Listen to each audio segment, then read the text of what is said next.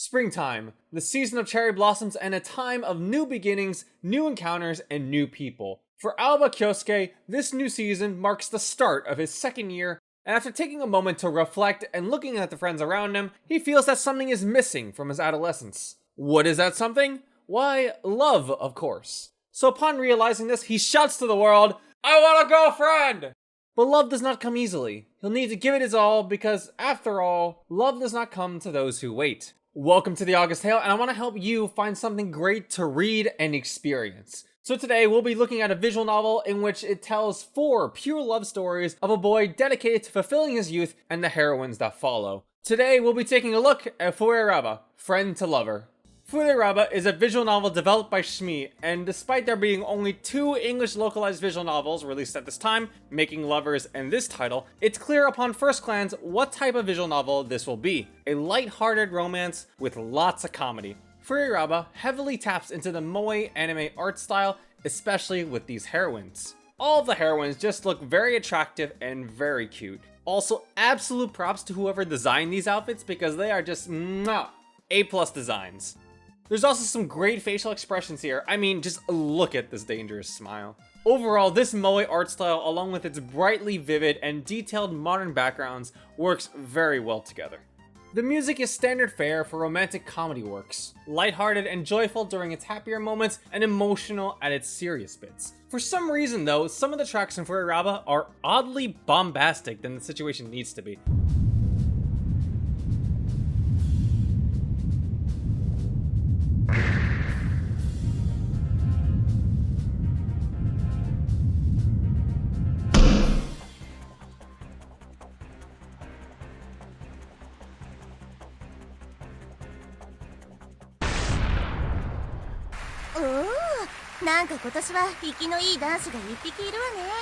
Also, let's transition to how great this opening is.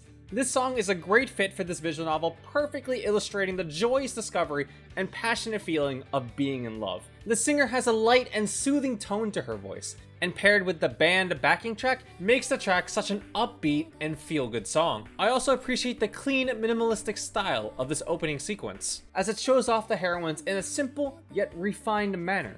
This song is called Quantum Jump, sung by Marika, and I urge you to check it out. It's a great song, and it may make you a bit emotional. I may have teared up a little bit at the end. Smee's comedy is so outrageously funny and super extra. The banter between the characters, especially with the guys, can be so sarcastic and self-deprecating given their tragic state of affairs, but it comes across so punchy and upbeat that it's absolutely hilarious. There are so many moments where I'm expecting the punchline, but then Fureraba absolutely subverts my expectations and I end up dying from laughter. I'll have you know that my favorite pastime is absolutely wrecking Genki's entire existence. We get these school life moments in between our desperate attempts at wooing the 2D waifus, but this brings up a valid criticism I have about this visual novel. This visual novel turns very slice of life very quickly. While there is an overarching plot concerning the heroines, it doesn't have a very prevalent presence most of the time. As a result, the event scenarios can feel monotonous at times, and the ending feels like it just comes out of left field, with no formal build-up. Strangely enough, it's this routine pattern that makes this romantic comedy feel somewhat realistic and familiar. Wait a minute. So does that mean that a realistic slice-of-life romance comedy visual novel mostly just shows the daily lives of the couple dating and that's it? Always has been. What I can appreciate in this romantic comedy is that the main character is a lot more assertive, almost outrageously so. It makes him not a boring character whenever we see him interact with his friends and the heroines. The side characters are also just so out there, delivering jokes just out of left field that you never would have expected, while also being very supportive of our main cast, with the exception of Genki.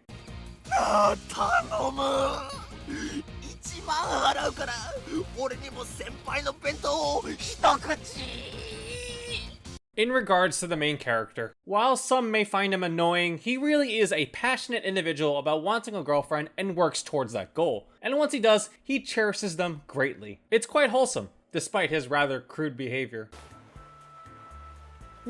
苦しゅうない。なんでお前がここにいるんだよ。 Speaking of girlfriends, the foreign concept that is, let's talk about the gameplay. Out of the 4 girls, you can pick someone to talk to during your break, and you are presented with conversation categories to choose from. Once you pick that category, you are presented with a topic question to ask the girl that you picked, and once you talk with said girl, you are given another decision to alter the conversation, just like real life. Depending on the choices that you made, you'll know whether or not you got points with her based off if the conversation went well. Either you'll get some praise from the main character, or the girl will look at you like a piece of garbage. But if you're like me, you'll know how to game the system, and we'll jump back to before that decision to make sure the conversation goes well. Or you look up a guide. Link is in the description down below. As your relationship with the girl grows, the conversation topics start to expand, so you can start asking questions like, isn't it a crime that the cafeteria doesn't have salted ramen? Or, did you know that you can legally own a giraffe in Japan?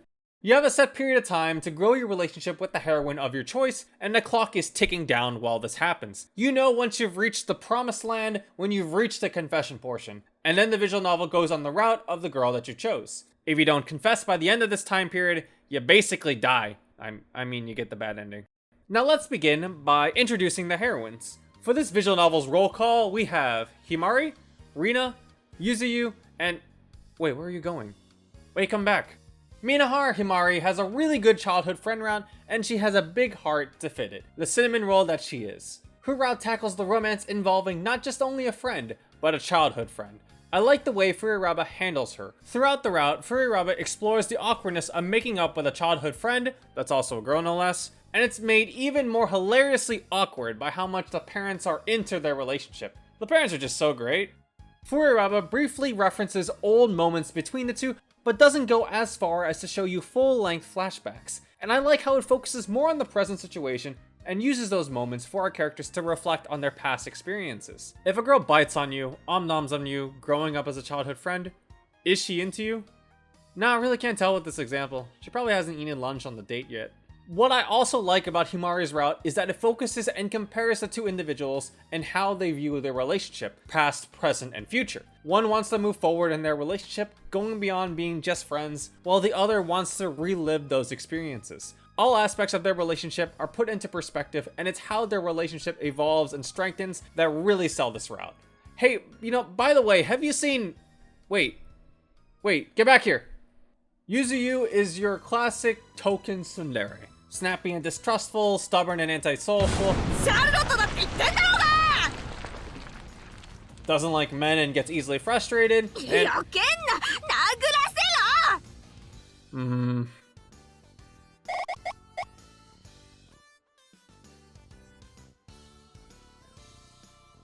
It's a testament of how much you can weather her harsh personality before you can get to her route. Once you get to the Tsundere side though, there's some genuinely cute moments between the two, as behind Yuzuyu's attitude is a nervous girl who tends to overthink a lot, but she's trying her best. That said, personally speaking here, while she does have some nice cute moments, the loud aggressive back and forth between the two in the beginning, along with how her route ends, just doesn't click with me, placing her as my least favorite heroine. Hey, I'm just saying what I think. I don't hate her, she's just my least favorite. Hey, wait, is that... Hey, get back here! You won't escape me this time! God damn it, I lost her again. Ugh, damn girl, where the hell did she go? Wait, who's touching me?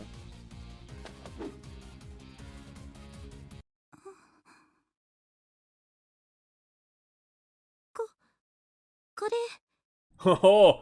Ho ho! ほう、向かってくるのか。近づかなきゃ、てめえをぶちのめせないんでな。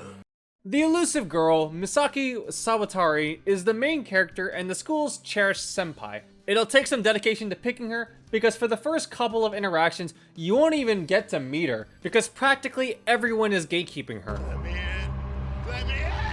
Once you finally meet her, you'll see that she's quite soft-spoken and a girl of very few words. As I spent more time watching her and the main character together, her innocent and reserved nature just made me go, This girl totally won me over with her moe charms, and literally, my little senpai can't be this cute. Her moe factors are entirely subjective, but for me, she just Outside of her adorably cute appeals, Misaki's route focuses on the disconnect between her and everyone's preconceived opinion of her. As we and the main character spend more time with her, she transcends those initial beliefs. Funny enough, all of these problems arose because of how others viewed her, but Misaki was just truly being herself the whole way through. Misaki Sawatari is really just a normal girl after all with her own wholesome and lewd desires. I also like the fact that it's very self-contained, as no other prior references is necessary to know about her. All of her plot elements tie in together, and by the end, the conclusion wonderfully wraps itself up in a nice tiny little bow. Overall, a very good route. Now go eat your vegetables.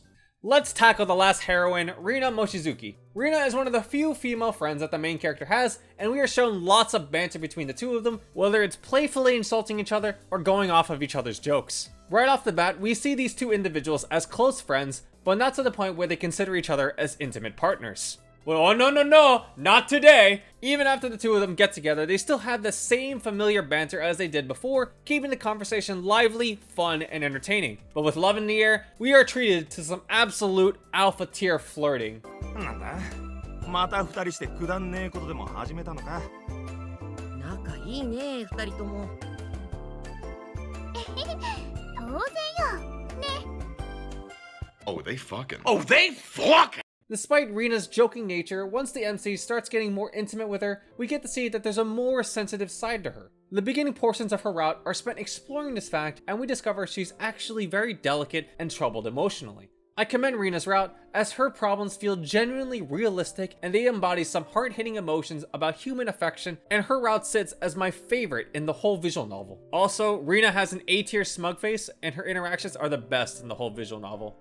Fureraba is an unassuming visual novel with a premise as vanilla and simple as the romantic love comedy genre itself. There might not be any supernatural elements or hard-hitting action scenes, but on a fundamental level, the visual novel wonderfully executes its romance stories. While modest in nature, there are some legitimate morals that Fureraba presents. The visual novel spends a lot of time fluffing up its slice-of-life romance, but each route presents very genuine and realistic trials in relationships. And even the jokingly throwaway premise that started this visual novel all off has meaning and rings true. You can't wait for a lover to magically fall in your lap. It falls on your own individual efforts to pursue one. Even if it's embarrassing or humiliating, it's an effort put forward towards that goal. If you just wait, nothing will happen. Fureraba understands its genre and plays it to its strengths. If you're looking for some fluffy moe romances, Fureraba should be the one to check out.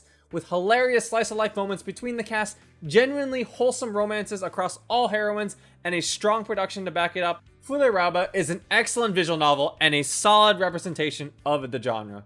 Fureraba gets a 4 out of 5 from me with a seal of recommendation. If you like this visual novel or have already read Fureraba, please check out Making Lovers. Making Lovers is produced by the same developer, Smee, and has the same style of comedy and writing as Fureraba. What separates the two is that Making Lovers takes place outside of school, where all of the characters are fully grown adults. So if you're looking for something more with a perspective into first romances into the adult world, you should check out Making Lovers. I did a review of Making Lovers, so you can check that out as well. Link is in the description down below. Subscribe if you liked the video and want to see more. Check back every week for new content. For more of my thoughts and the most up-to-date news on videos, you can find me on Twitter at TheAugustTale.